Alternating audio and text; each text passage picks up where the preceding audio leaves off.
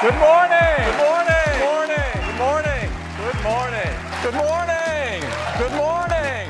Wow. It looks like Tim Cook is about to break his good morning meme streak because out of nowhere, Apple has just confirmed their October 30th Scary Fast event at 5 p.m. Yes, 5 p.m., which means he's gonna be saying good evening for the first time. And if that timing sounds weird to you, it's because Apple has never had an event that late in the day. So in this video, I'm gonna explain why Apple is choosing that weird time slot, as well as precisely which new Apple products we should expect to get released. As far as the 5 p.m. timing, it's likely Apple just experimenting with a new time to see if it boosts engagement and viewership. And yes, the Apple event invite icon turned into a Mac Finder icon, which was the biggest hint that we are in fact getting new Macs. But in terms of the new Scary Fast tagline, one thing you might not know is that when they released the new M1 Pro and M1 Max chips, their marketing materials literally said Scary Fast for the M1 Pro and Scary Faster for the M1 Max. So I guess next week's launch should be Scary Fastest?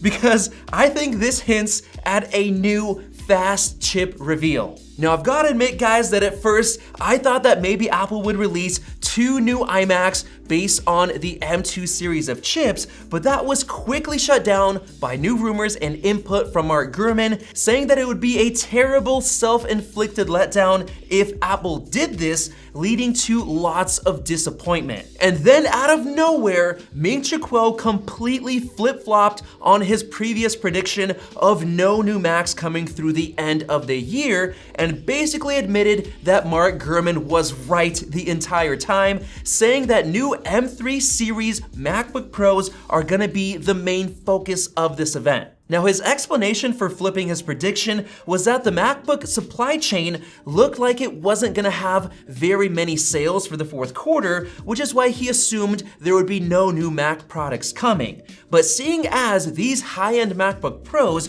don't really sell in massive volumes anyway because they're expensive, it probably wouldn't move the needle very much anyway in terms of having a big change in shipments. So what exactly does that mean? Which M3 series of chips are coming and which products are they going into? Well, apparently the new M3 Pro and M3 Max chips going into new MacBook Pros, according to Mark Gurman, who has been saying this for a while because the custom configurations of those MacBook Pros have been seeing really bad delays and late shipment dates. But the weirdest part of all is the timing of these new MacBook Pro updates next week, because Apple usually waits around 6 to 9 months after they release the regular M chip before releasing the Pro and Max versions, and we haven't even seen the M3 chip yet. And even weirder, it's only been 9 months since Apple released the M2 Pro and M2 Max MacBook Pros. So why in the world would Apple release 2 updates within the same calendar year? It just sounds absolutely insane and doesn't seem to make any sense. But I've been trying to think of some reasons for why and how this could make sense, and I've thought of a few of them. First of all, Mark Gurman pointed out that the M2 Pro and M2 Max MacBook Pros were actually supposed to come in October of last year instead of this past January. So it should have been 1 year later for these new MacBook Pros. For reason number 2, TSMC's 3nm N3B process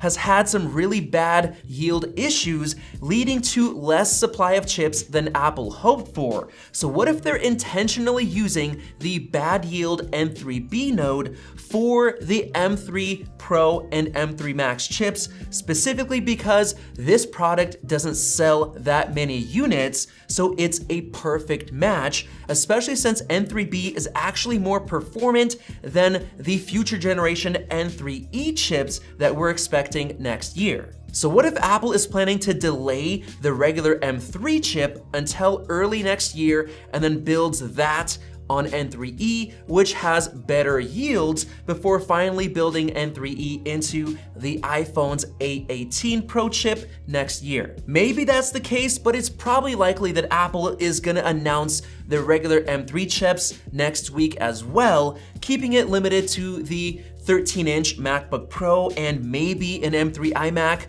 just so it doesn't seem weird to not release the regular M3 while releasing the M3 Pro and M3 Max. He also did specifically say that the MacBook Airs are getting delayed until next year for sure, so we shouldn't hold on to hope for those ones next week. And then for reason number 3, Ming-Chi Kuo just basically confirmed that the M2 series of Macs have not been selling very well at all due to not having a big enough performance jump, so Apple could essentially be conceding to the consumer and calling it quits on the M2 series of Macs, choosing to skip straight to the M3 family earlier than previously planned in a desperate effort to boost Mac sales. So with that said, it seems the most likely that we get the M3 Pro and M3 Max MacBook Pros, with the possibility of the 13-inch M3 MacBook Pro and maybe the M3 iMac, so they can finally switch everything over to USB-C in terms of the Magic peripherals. This scenario was honestly the complete opposite of what I was expecting due to Apple's tendency to stretch out the releases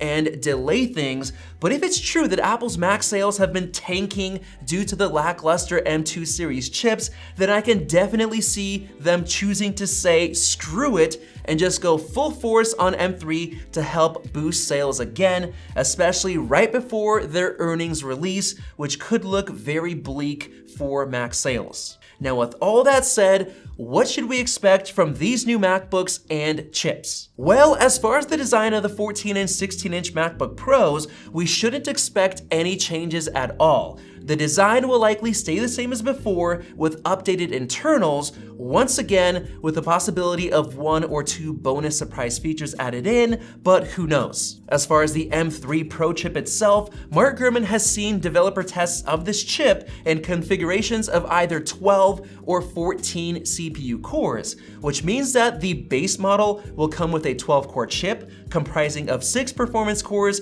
and 6 efficiency cores, while the upgraded M2 Pro will have 8 performance cores. This by itself will lead to an awesome performance improvement over the M2 Pro chip, which only received 2 more efficiency cores compared to the M1 Pro. And then of course, we need to add in the gains from TSMC's 3nm chip designs for even more performance. And as far as the graphics performance, we're only expecting to get 2 extra GPU cores, so don't expect a major performance jump there. But the M3 Max is where the fun will really begin, blowing away tons of people with its huge performance improvement.